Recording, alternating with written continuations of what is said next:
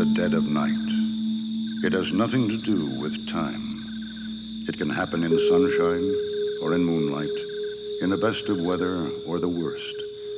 For the dead of night is a state of mind, that dark, unfathomed region of the human consciousness from which all the unknown terrors of our lives emerge.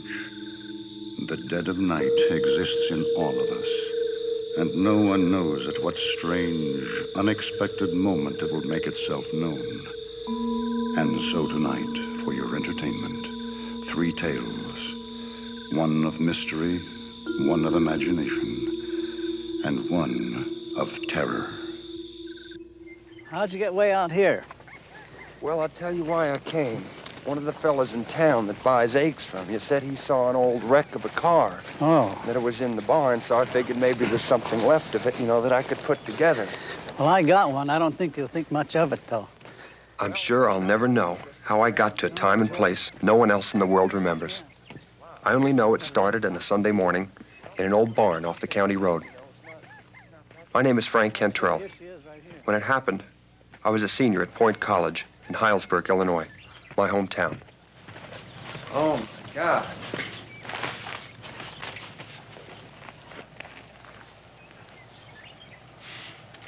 It's a Jordan, all right, and a Playboy. Jordan Playboy, I can't believe it. How long has it been here?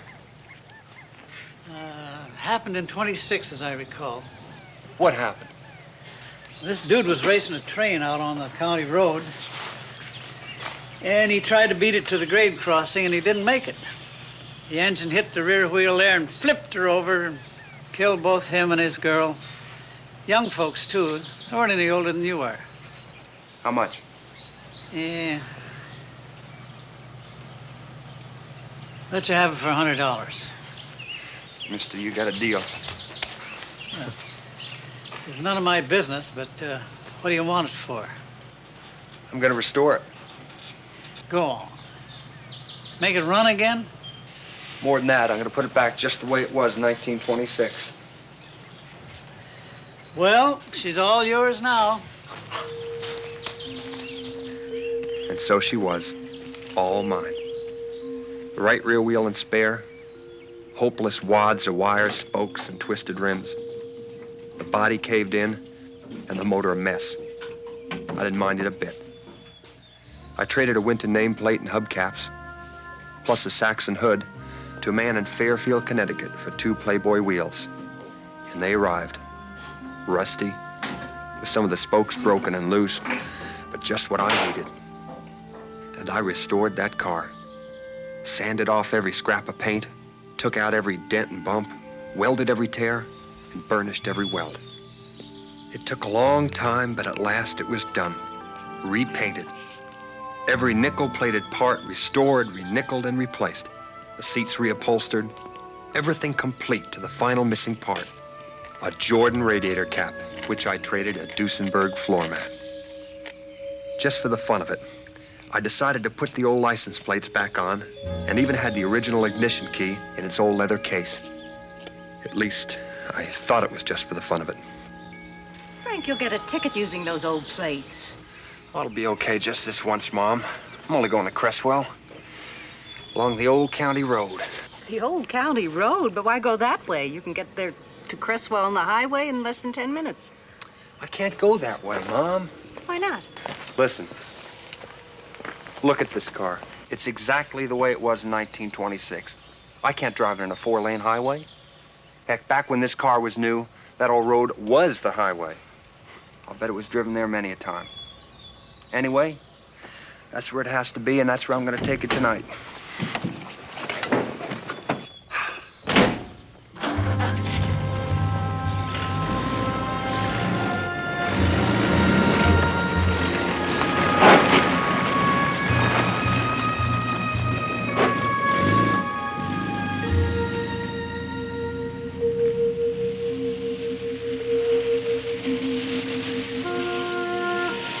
It was grand to drive along that old road with the top down.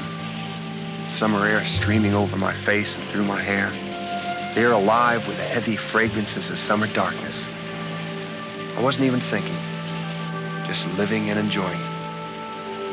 I don't know when it happened exactly, but the first evidence of it came when I saw those headlights moving toward me.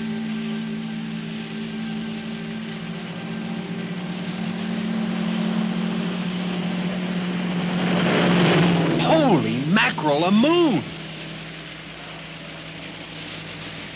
A moon roadster. Whew.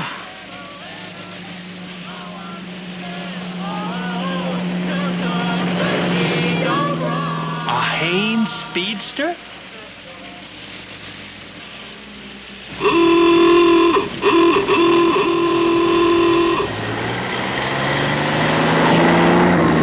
Get a horse!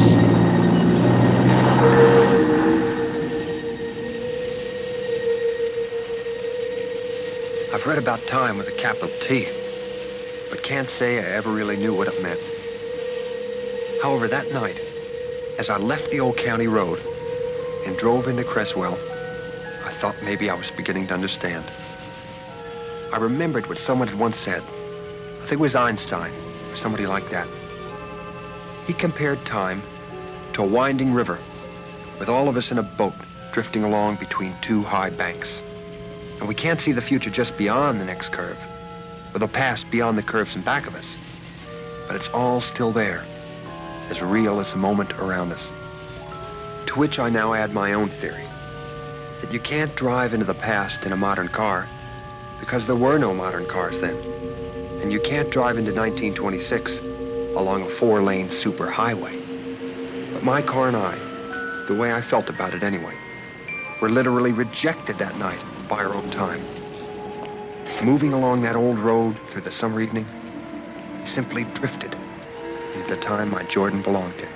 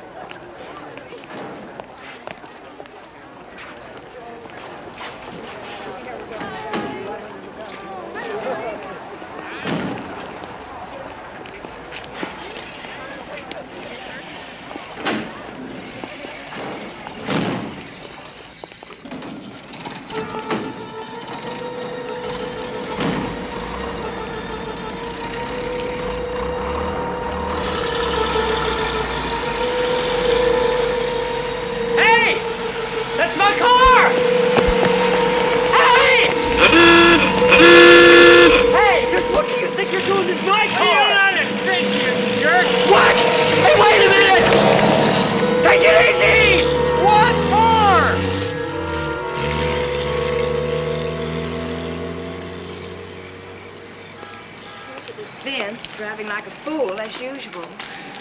It's a good thing you weren't hit, young man. That Vincent is the wildest driver in the whole county. One of these days, he's going to kill himself. And that girlfriend of his, I wouldn't wonder. Was that your car he took? Because it sure looked like his. No, it was mine. Just parked it here a few minutes ago. Then I heard the people coming out of the theater. And then he's... Yes?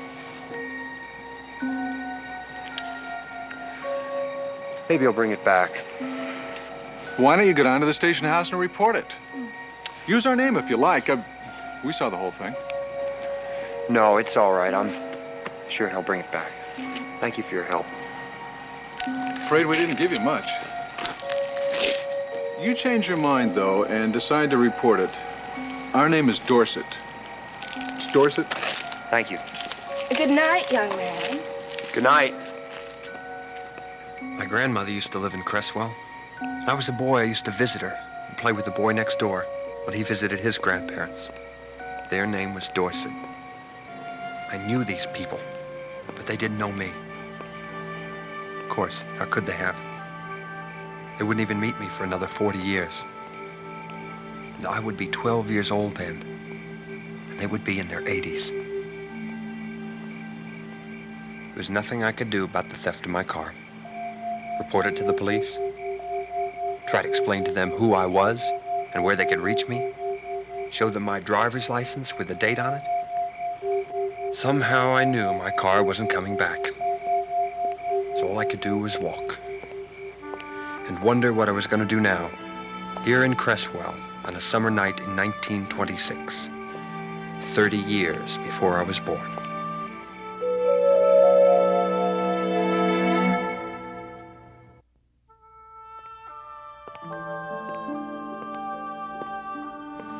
I knew that I shouldn't have gone there,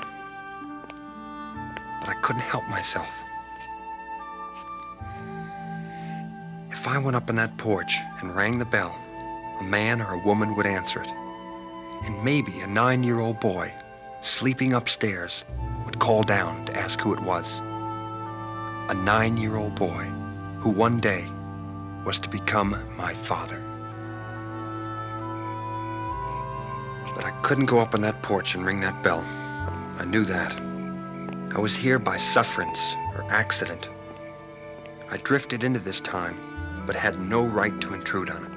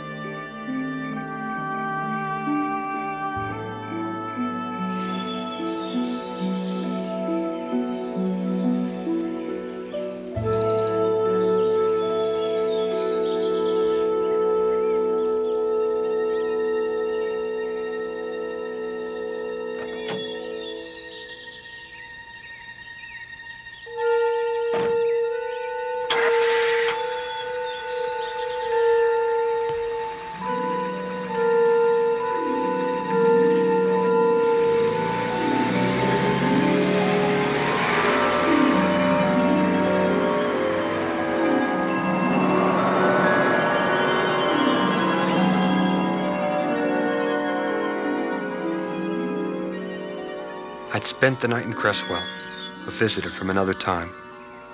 And just as mysteriously and unnoticeably as I drifted there, I was back again, back where I belonged.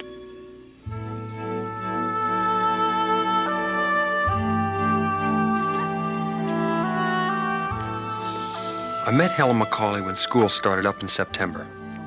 She was in my economics class. What's that? A sophomore, I learned, though I didn't remember seeing her around before. Which, in a way, is the point of my story. Hi. Hi. Grandma. Have a good swim?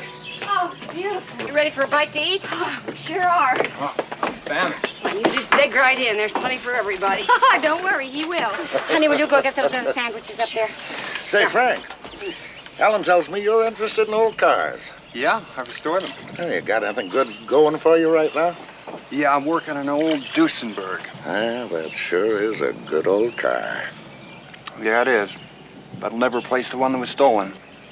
Stolen? When was that? Nearly 6 months ago now. Maybe 50 years. What? Nothing. What kind was it? Probably never heard of it. It was an old Jordan Playboy. Never heard of it. Kid, I've got one. No. Surprise! And you thought I just brought you over here so they could look at you. Wait, you've got a Jordan Playboy. It's not just an ordinary Jordan. Come on. It's in the garage. I'll show you. I don't say it's in running condition, far from it. But it's a Jordan and a Playboy, and I've had it since I was 20 years old. Beautiful. Oh, Lord, that's a beautiful automobile. Yes, it is. It surely is, and I'm glad you think so. You know, not many young people would appreciate it. You know, there's an old ad. One of the famous ads for the Jordan Playboy. And the headline reads, "Somewhere west of Laramie." Goes on to speak of this brawny, graceful thing that revels with the wandering wind and roars like a Caproni biplane. Say, listen, Frank. Do you think you could get this thing running? Oh, for sure. I restored mine completely. Well, then, I want you to have it. It's all yours. Oh, no, I can't. It's priceless. No. Now, listen to me. If you can get this car running and looking good again, all I want is the joy of driving it just one more time.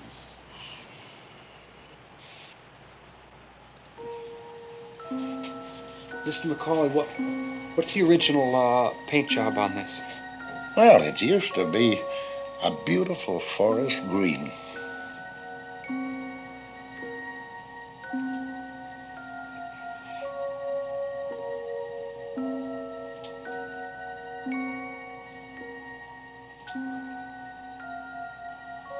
I'm sorry, I was just picturing you driving it around when the Jordan was new.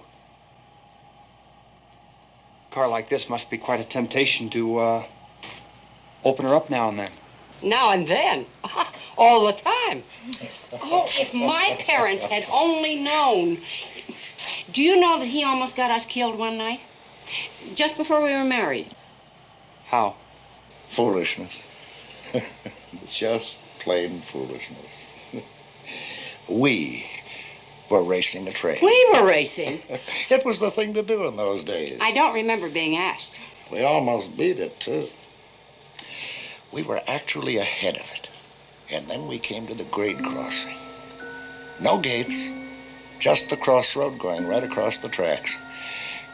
And I started to turn, and in that last instant, in the very last fraction of a second, I knew we couldn't make it. We were just too late.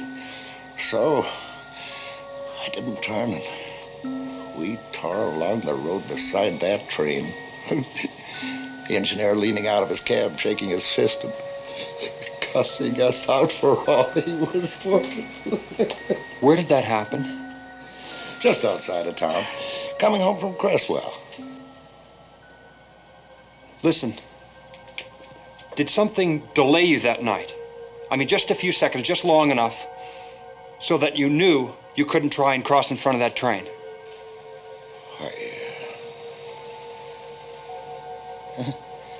I don't know. Like what? Like someone running out in front of your car and doing like this. Huh?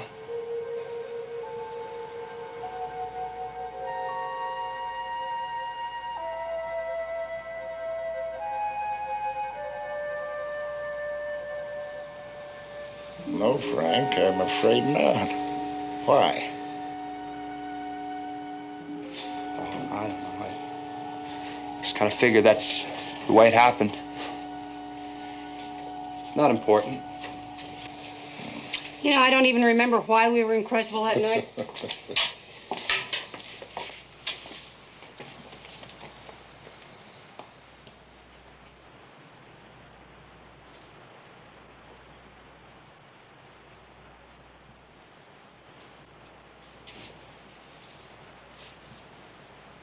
There was no question now. The license plates were identical. These are the Jordan's old plates? Yep. The first ones that she ever had. If you had been killed that night, Helen wouldn't be here.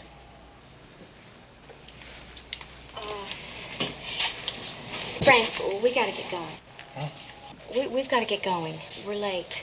Oh, okay. I'll get a running for you, Mr. McCauley.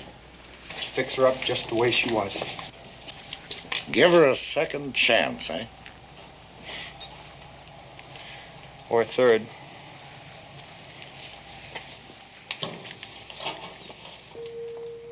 I don't believe that the Jordan Playboy is anything more than metal, glass, rubber, and paint formed into a machine.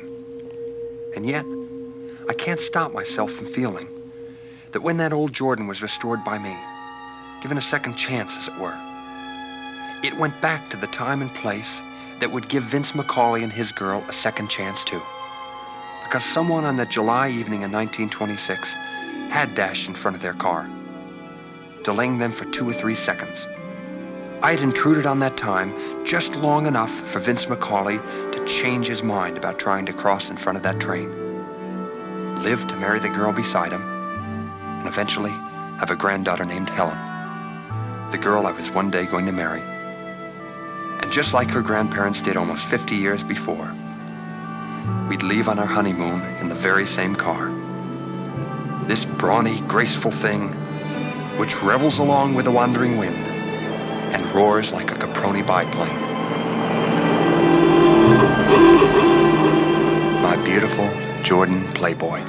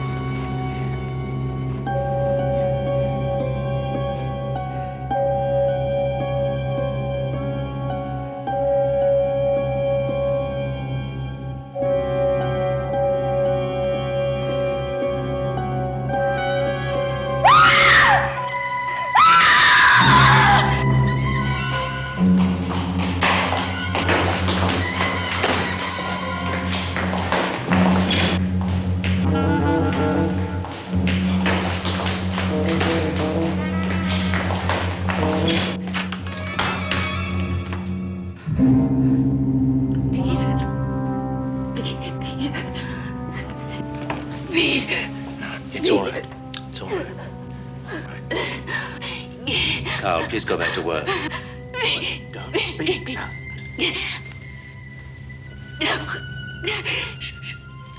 It isn't. It's just a little. It's my throat. It's nothing. No, God. No. Peter. Listen to me. I'm going to die. Listen. I'm We going will not to give die. way to superstitions. I'm going to Listen die. to me. Alexis! Alexis!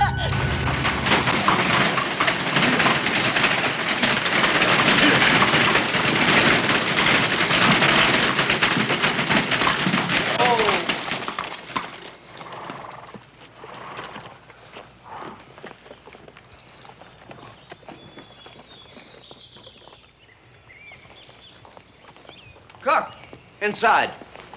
You, on your way.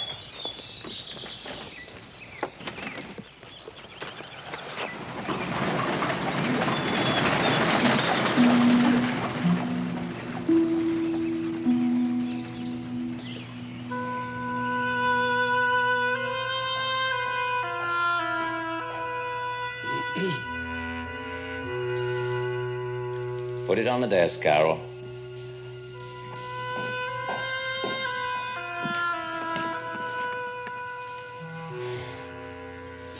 It will do its work, Dr. Gheria. For my wife, yes. Sir? It will reassure her. That is all I can expect of it.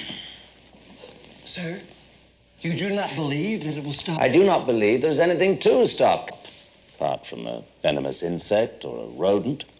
Sir, we searched Madam's room. That will be all, Carol. Yes, sir. Sir, Marie and Cook wish to be discharged. I've dissuaded them for now, but I don't know how long it will last.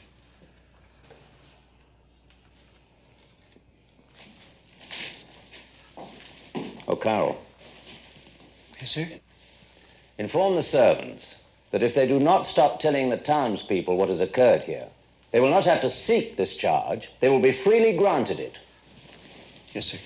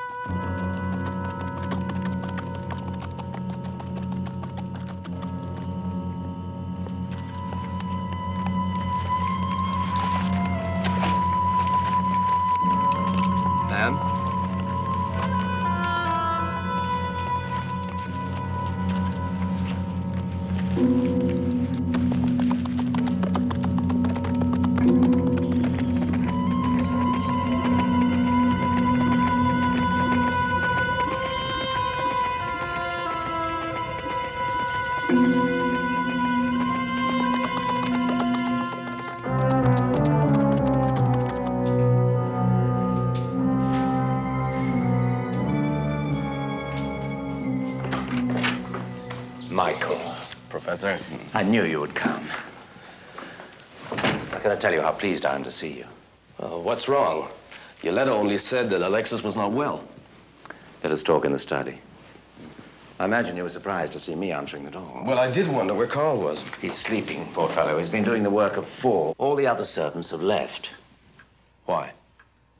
Sit down.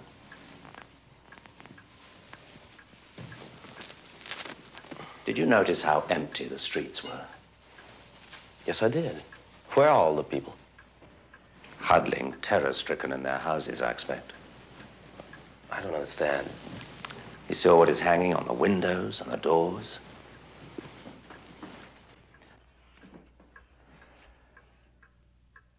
Michael, I'm on the brink of madness. Alexis is being destroyed by a vampire.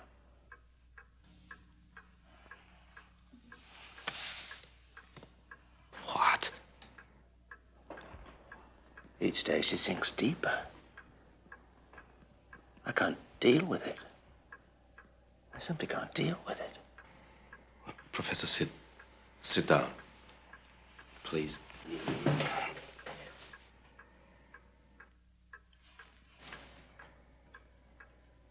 You've been attacked as well?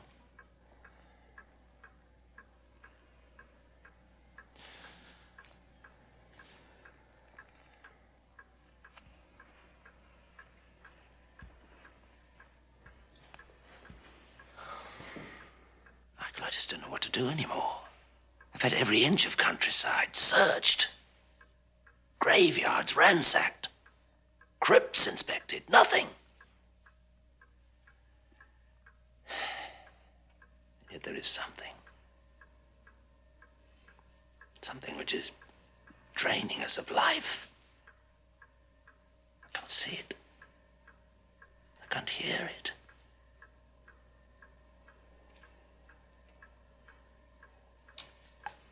I can't do anything. How can I save her?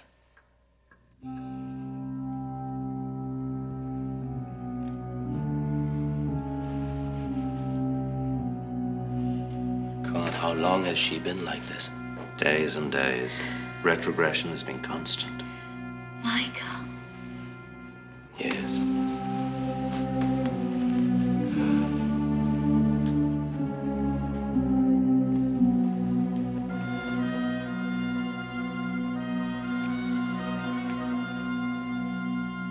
You'll be fine. Just fine.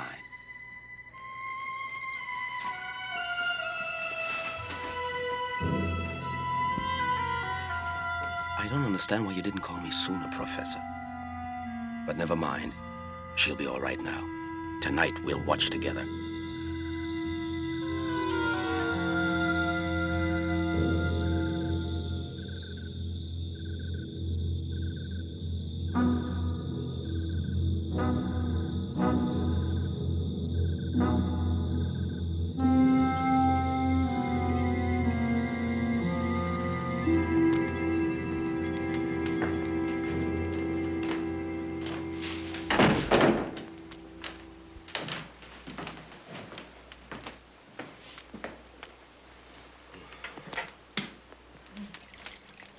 This will help to keep us awake.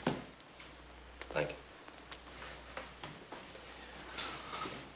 Professor, why don't you try to get some sleep? I'll watch for a while. It would do no good. Once can scarcely taste it with that stench of garlic in the air. Yes. My flesh reeks of it.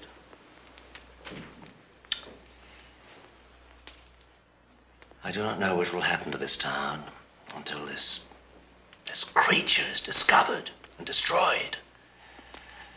The people are paralyzed with fear. I just wonder, has it been anywhere else in the village? It does not need to go anywhere else. It can find everything that it craves within these walls. Now, when Alexis and I are dead, then it will go elsewhere. The people know that. They're waiting. What about Carl? Have you ever considered... No. He's as terrified as we are. He puts a cross round his neck. He seals the windows and the door of his room with garlic. Indeed, he has even put one of these monsters to rest himself. No. Carl will not endanger us.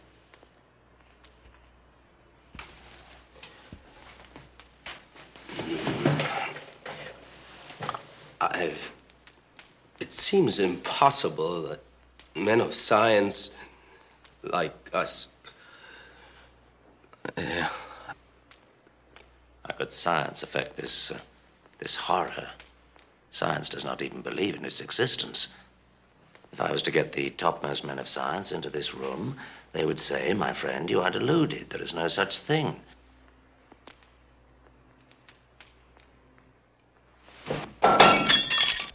As a vampire.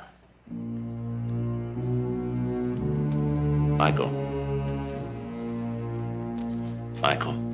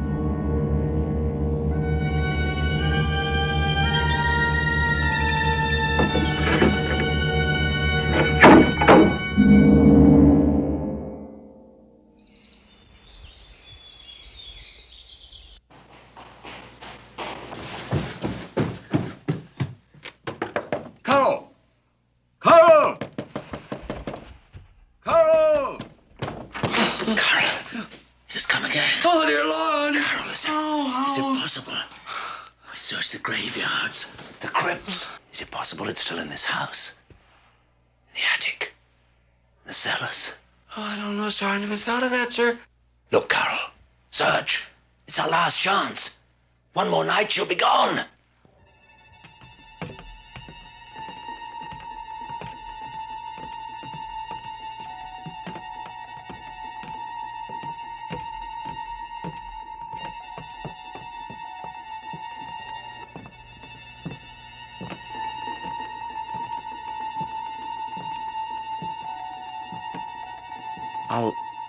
I'll look in here.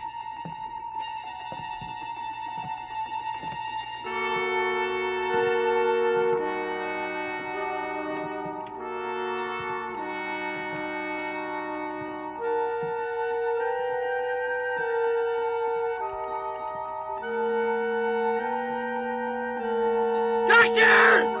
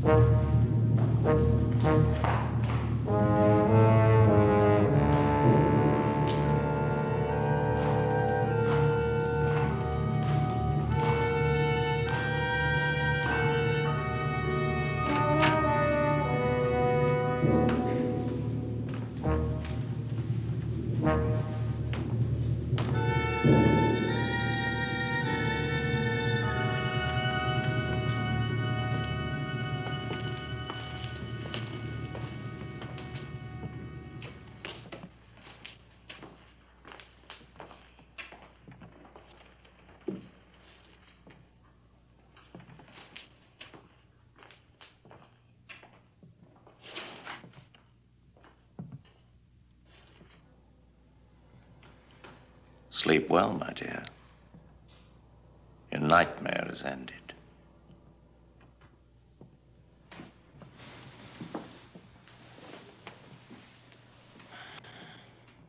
Or will it just begin when you learn that your lover is dead?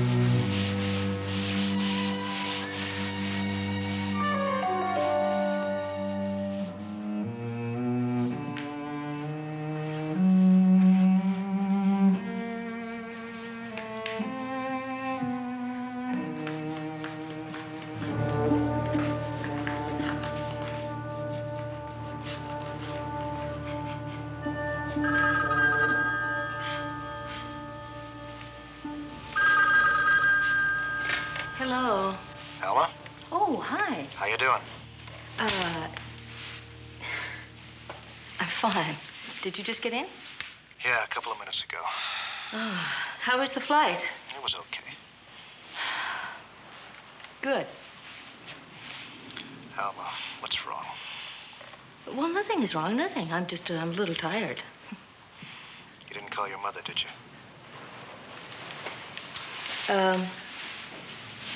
No. Alma. Please stop worrying about me. That's a good one. How am I supposed to do that after what we've been through? You mean since Bobby died? You know, I'll never understand you. What is there to understand? I mean, for the last 2 months, if I so much as even hinted that Bobby was gone, I mean, you were just getting all over. I just wasn't ready to accept that then. I never should have taken this trip.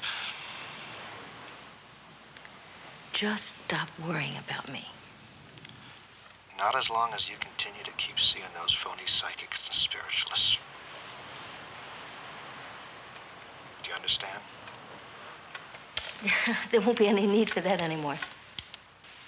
Alma, call your mother, please. If you don't, I will. All right. Now, you promise me that you'll do it. Yes. John, yes. Okay, I'll call you tonight.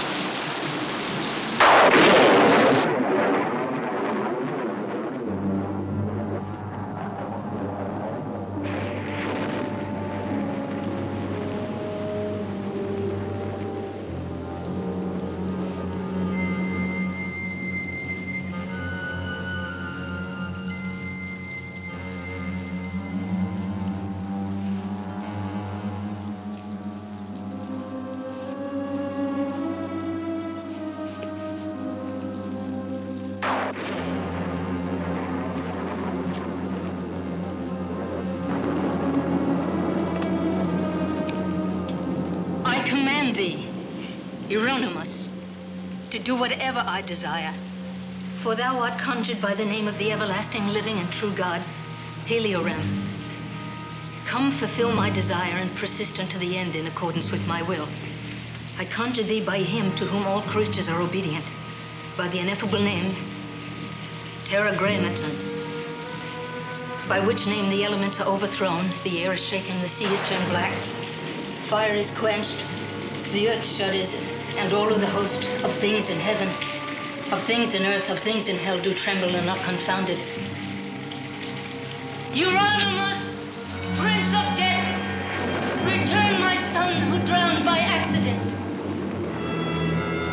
I command thee, return him to me now.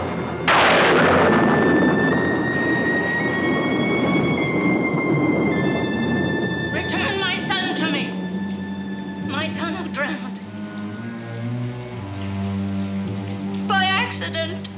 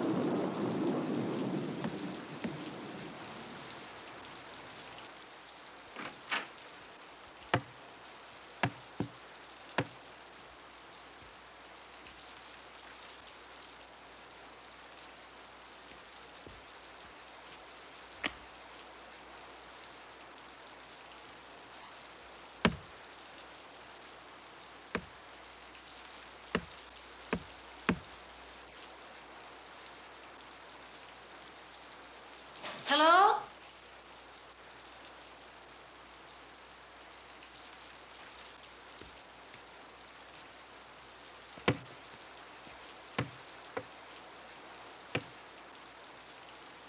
Is someone there?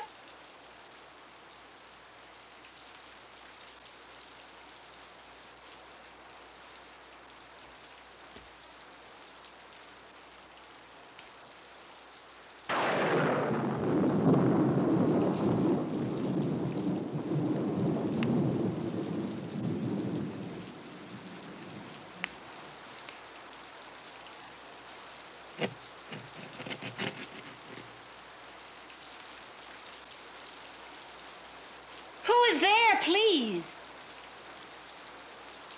Mommy? Mommy, it's me. Mommy?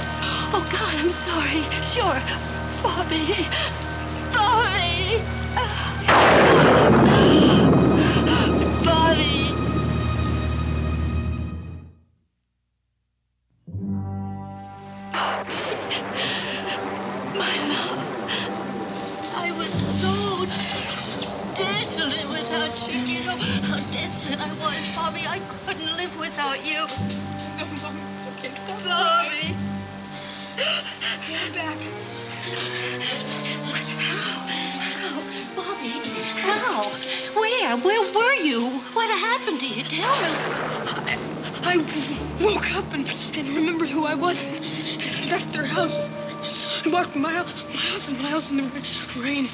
Whose house? What house? Where? What house? Their name was Green or Breen. I don't remember. Please, Mommy, it's so cold. It is cold. Just a minute. God, it is cold. Come on, we'll get those wet things off you. I'm gonna take care of you. My Bobby. Bobby's home. I've kept your room just the way you left it. I never touched it. Come on, sit right down here. There. Now, let's get that wet sweatshirt off you. Okay, now tell Mommy, darling, exactly what happened. Well, I remember water, cold water, and I couldn't breathe, and there were these people. They found me lying on the sand, and they picked me up. On the beach? Yeah. I knew you didn't drown. I knew it. I knew it all along. For the longest time, Bobby, I thought you were dead. Dead? But you're alive. You're alive. You're really alive. My baby is alive. Oh, you're so alive, Bobby. You're alive. You're alive. I'm so hungry. We gotta give my Bobby anything Bobby wants. So my precious baby is home. In the morning, we'll take you to Dr. Croswell, okay? Why? Well, to be sure you're all right. Tell me about those people. You said their name was Green or something? I think so. I want to telephone them right away in the morning, find out why they didn't call the police. Oh, but they did, Mommy. No, they didn't. Well, the police would have called us. Us? Your father and I.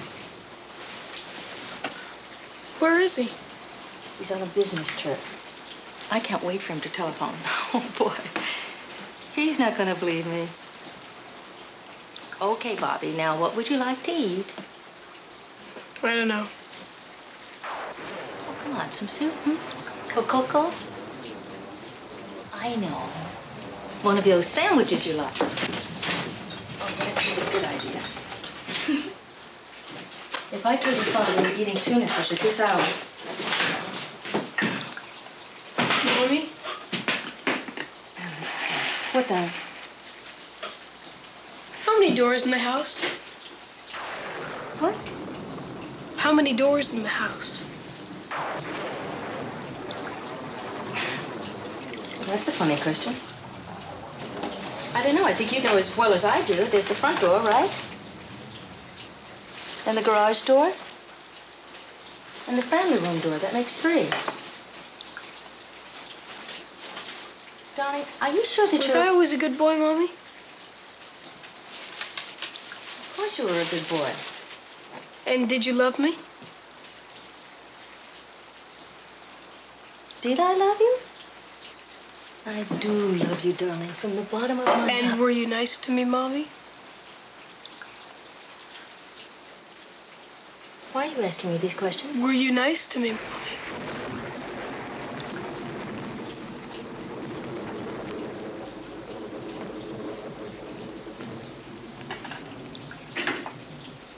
Yes, of course I was. Why was I in the water? Why did those people find me on the beach? I don't know. I guess you were playing out on those rocks. Was I allowed to do that, Mommy? No, I told you not to. You told me never to play on the rocks?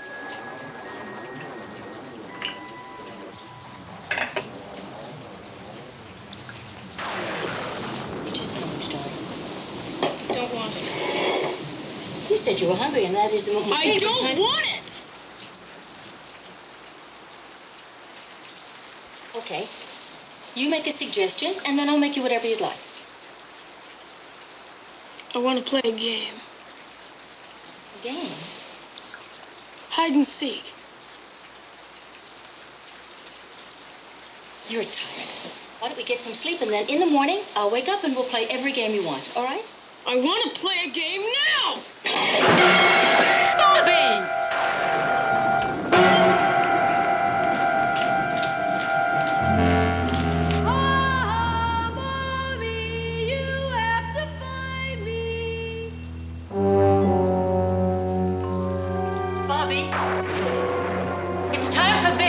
lock you in your room right now.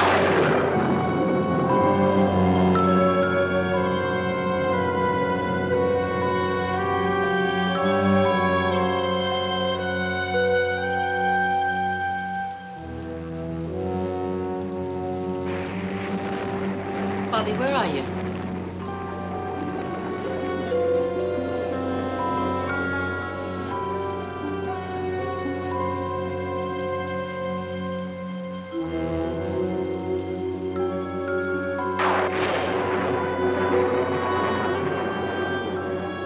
This is no time for games. You're cold, Bobby!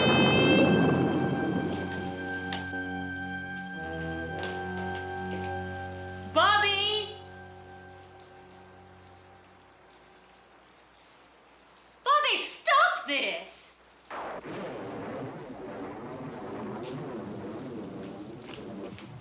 I want you to come right back here.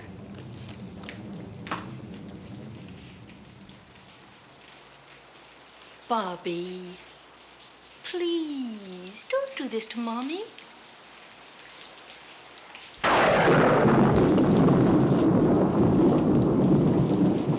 Bobby, for the last time.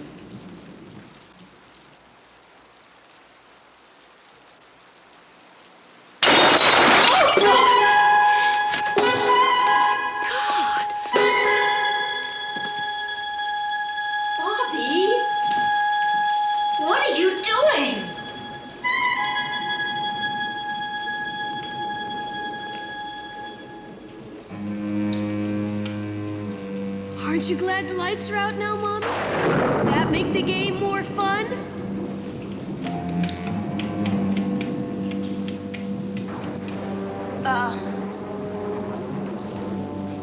You're going to hurt yourself in the dark. Let's play hide and seek now, Mommy.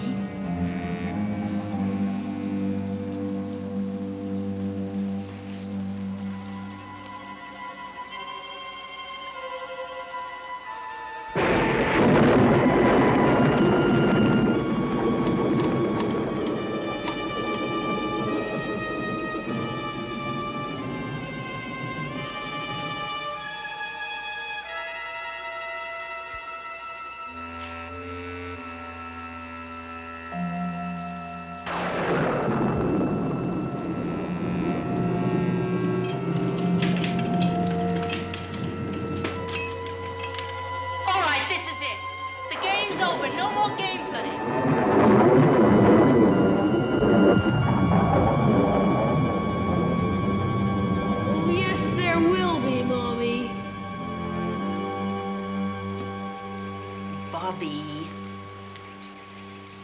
stop this. That's the way you used to talk to me. Isn't it, Mommy?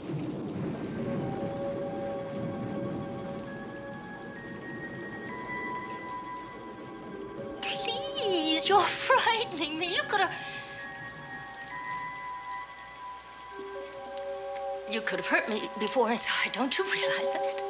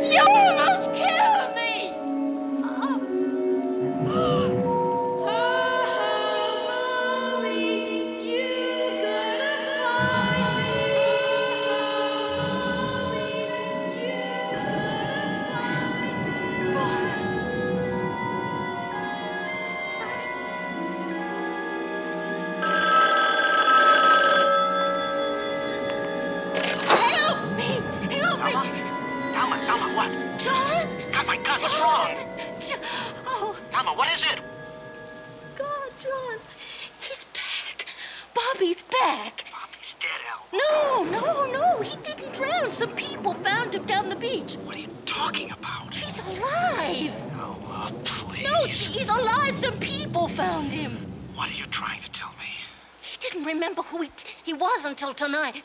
until tonight. Listen. John. What is it? There's something. What is it, Alma? I think he's losing his mind. I don't even recognize him. I don't know.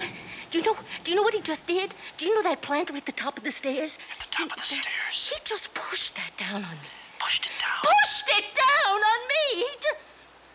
Yes, and now he's running around upstairs in the dark. In the dark? And he insists on playing some game. You know that... on playing some game?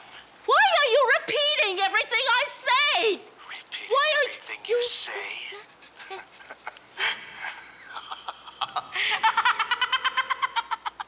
Oh, I fooled you, didn't I? Oh, you're not very good at hide and seek, are you, Mommy? So let's switch places now, and I'll find you. Okay, Mommy, I'm starting to count. 10, 9, 8, 7, 6, 5, 4, 3, 2, 1! Ready or not, here I come!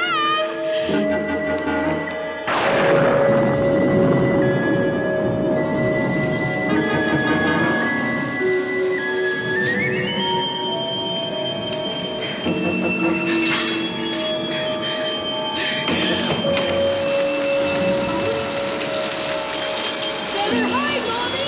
I'm almost there!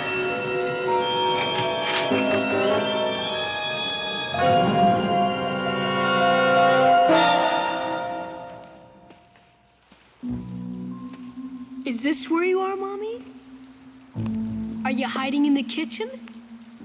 Am I hot or cold?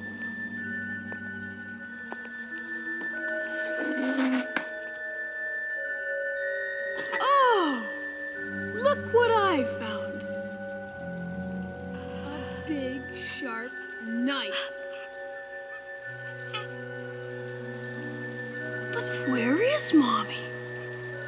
I know. Maybe she's in the closet. Yes, that would be a good place.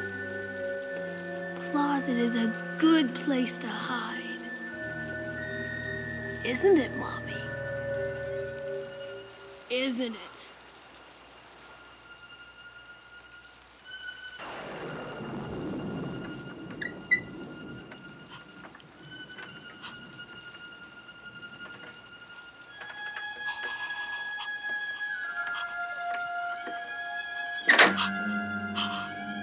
Wait!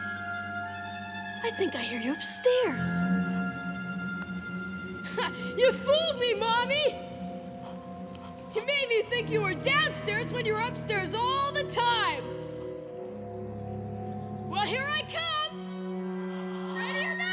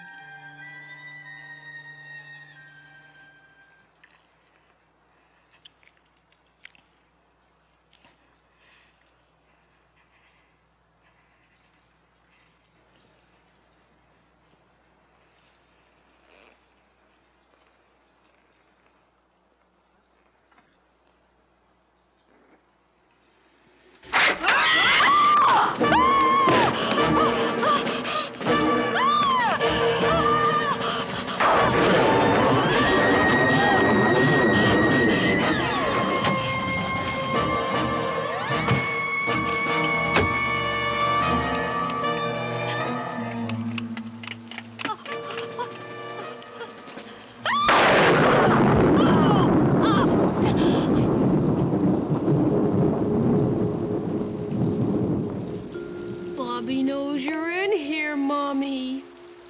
He's gonna find you. Shouldn't have hit him like that, Bobby. Bobby didn't like that. So Bobby's gonna punish you.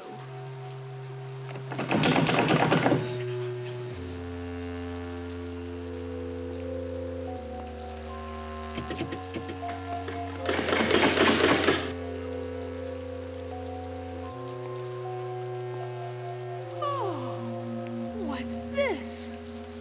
Just what I need.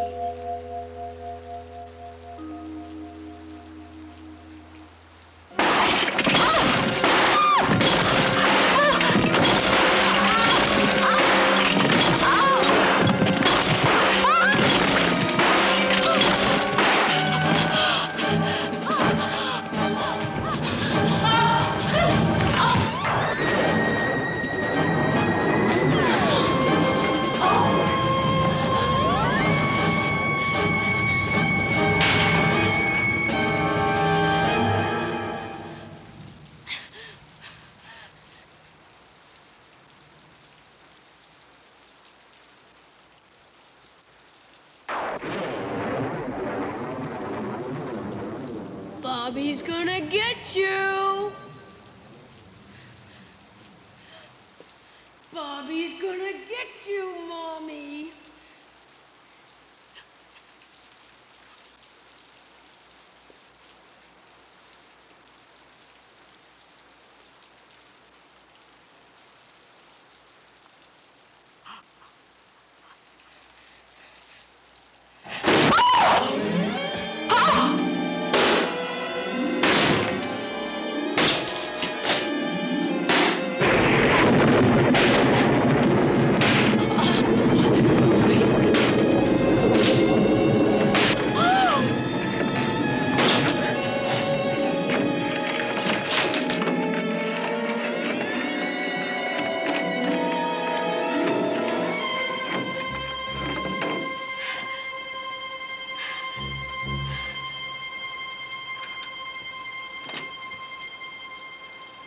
I'm coming to get you, Mommy.